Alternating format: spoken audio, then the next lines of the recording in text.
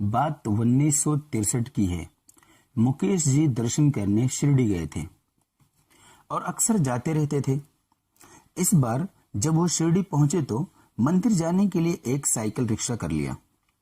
रास्ते में रिक्शा चलाने वाला एक गाना गुनगुना रहा था और ये गाना मुकेश जी का ही था। वो थोड़ी देर चुपचाप सुनते रहे और जब रिक्शा वाले ने गाना गा लिया तो कहा, यार किसी और अच्छे गायक के गाने सुनाओ, यह क्या बेकार के गाने गाने में लगे हुए हो। अब जो हुआ उसकी उम्मीद मुकेश जी को नहीं थी। मुकेश जी की बात सुनकर गाड़ी वाले ने जोर के ब्रेक लगाकर कहा, अगर आपको ये गायक पसंद नहीं है तो भाई साहब उतर जाइए मेरे रिक्शा से। मैं तो इसी बंदे के गाने गाता हूँ, गुनगुनाता हूँ। आपको अगर तकलीफ हो तो दूसरा रिक्शा ले लो। आपके लिए मैं अपनी पसंद की आवाज बदल नहीं सकता हूँ। और भड़क गया। समझाने की कोशिश की और पूछा कि ये गाने हैं किसके। रिक्शा वाले ने कहा, ये गाने मुकेश के हैं। मुकेश जी ने अपनी जिंदगी में बड़े फैन देखे थे लेकिन ऐसा फैन नहीं देखा था। उन्होंने कहा कि मुझे दर्शन कराकर वापस छोड़ दो, मैं पैसे ज्यादा दे दूंगा और आप मुकेश जी के ही गाने सुनाएं। वह मान गया। वापस आते समय बातों ही बातों में उन्होंने पूछा, तुम्हारे परिवार में कौन कौन है। तब वह बोला, मेरे 2 बच्चे हैं, एक लड़का एक लड़की है। लड़की मंदिर के बाहर साई के लिए अगरबत्ती बेचती है। लड़का है लेकिन मेहनत मजदूरी करता है। इतना पैसे नहीं है जिससे कि मैं अपने बेटे को स्कूल भेज पाऊं। मुकेश जी ने उस रिक्शे वाले से कहा, बहुत बड़े फैन हो तुम मुकेश के, चलो मैं तुम्हें मुकेश से मिलवा देता हूँ। मैं मुकेश को जानता हूँ।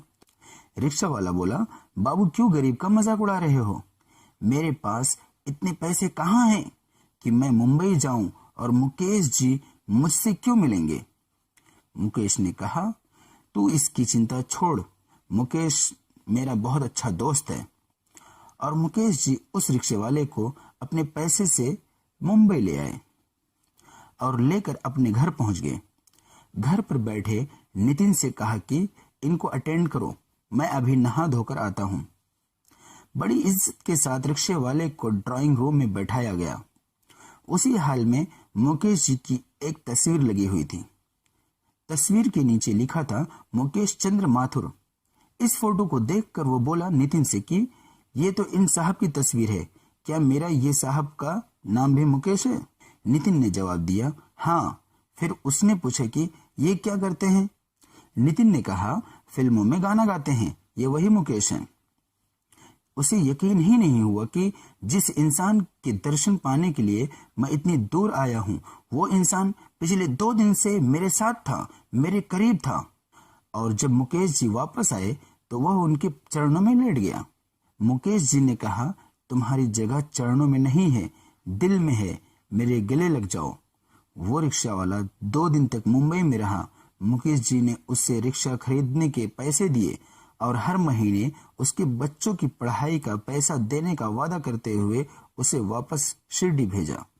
मुकेश जी ने बहुत सारे लोगों के लिए बहुत बड़े बड़े काम किए हैं।